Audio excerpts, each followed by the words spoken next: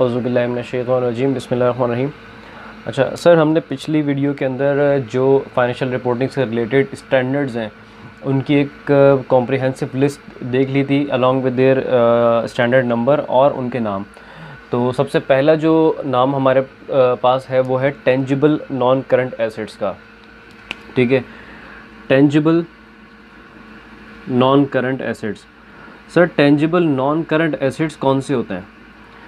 Tangible non current assets, سر اس کو تھوڑا سا اگر ہم توڑیں تو اس سے ہمیں پتہ چلے گا کہ ٹینجیبل وہ ایسٹس ہوتے ہیں کہ جن کی فزیکل ایگزسٹنس ہوتی ہے۔ فزیکل ایگزسٹنس سے مراد سر جن ایسٹس کو ہم چھو سکتے ہیں، ٹھیک ہے۔ For example vehicles, for example building, اور فار ایگزامپل مشینری۔ سر یہ ایسٹس ہمارے تمام ٹینجیبل نان کرنٹ ایسٹس میں آتے ہیں۔ ان تمام ایسٹس کو ہم چھو سکتے ہیں۔ نان کرنٹ ایسٹس کا آپ کو پتہ ہے کہ جن کی اکنامک لائف مور دین 1 ایئر ہوگی، اور کیا ہے کہ اس سے جو اکنامک بینیفٹس ہیں that will inflow to the entity, the use of those assets economic benefits will inflow in the entity۔ تو وہ ایسٹس ہمارے ہو گئے سر ٹینجیبل نان کرنٹ ایسٹس۔ اب ہم یہ دیکھ لیتے ہیں سر کہ ٹینجیبل نان کرنٹ ایسٹس کے اسٹینڈرڈس جو ٹینجیبل نان کرنٹ ایسٹس کو ہٹ کر سکتے ہیں وہ کون سے ہیں، ٹھیک ہے۔ یہ تو ہم نے جان لیا کہ ٹینجیبل نان کرنٹ ایسٹ کیا ہوتا ہے۔ اب یہ جانتے ہیں کہ ٹینجیبل نان کرنٹ ایسٹس سے ریلیٹڈ اسٹینڈرڈس کون کون سے ہیں۔ سب سے پہلا جو نام نان کرنٹ ایسٹ اور ٹینجیبل اسپیسیفکلی جب نام ذہن میں آتا ہے تو کون سا آتا ہے سر؟ Property plant equipment. Property plant equipment ایک بہت ہی کمپریہنسو اسٹینڈرڈ ہے جس کے اندر آلموسٹ جتنے بھی ہمارے ایسٹس ہوتے ہیں کمپنی کے نان کرنٹ ایسٹس وہ اس میں فال کرتے ہیں، سوائے انٹینجیبل ایسٹس کے اور IFRS 9 کے تمام assets non current assets IAS 16 میں ہی فال کرتے ہیں۔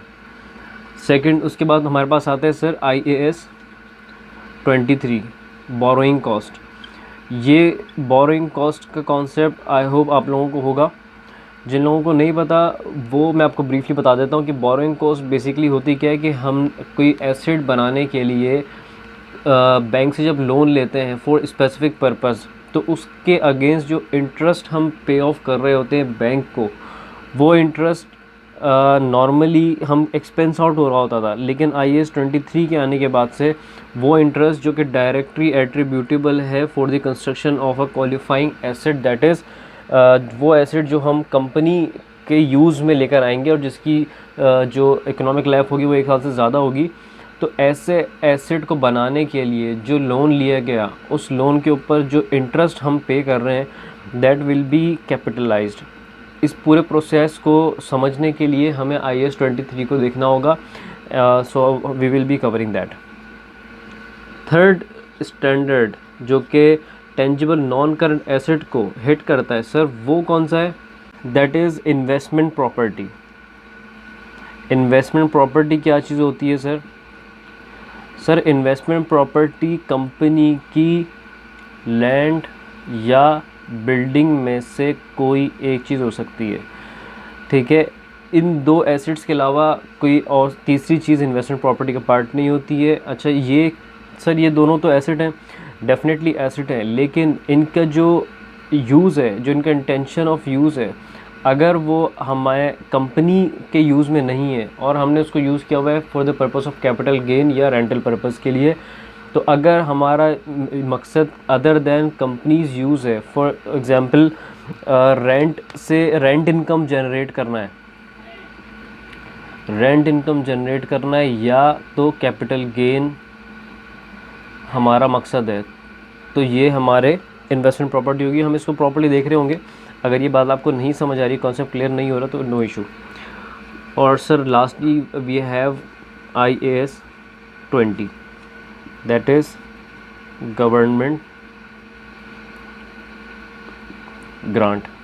یہ بہت چھوٹا ٹاپک ہے، اس میں ہم یہ دیکھ رہے ہوتے ہیں کہ جو گورنمنٹ ہمیں گرانٹ دے رہی ہوتی ہے کمپنیز کو for the purpose of making a building for the purpose of welfare, ٹھیک ہے. تو اس کی جو ہمیں انکم ریسیو ہوتی ہے, تو ایک سائڈ تو ہمارا انکم سائڈ ہٹ ہو رہا ہوتا ہے, ادھر that will be recorded as an contra to expense اور ڈیفرڈ انکم, یا پھر ہم کیا کر رہے ہوتے ہیں کہ اس کو ایسٹ کی کاسٹ سے لیس کر رہے ہوتے ہیں. تو ادھر وے ہم وہ دیکھ لیں گے, لیکن جو اس کا دوسرا جو اس کا امپیکٹ ہوتا ہے وہ ہوتا ہے ایسٹ سائڈ کے اوپر.